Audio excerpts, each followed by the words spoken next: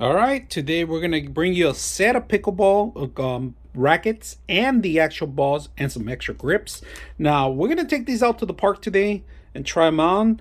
My daughter likes to play the sport. Unfortunately, we don't have a partner right now to play duels, but we are gonna have this in consideration and play with somebody in the future with this. But look at this.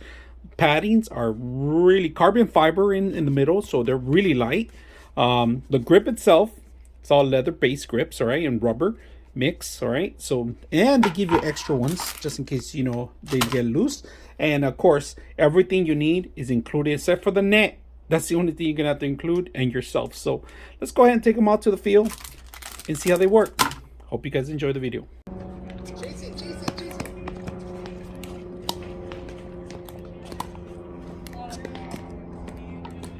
Ready?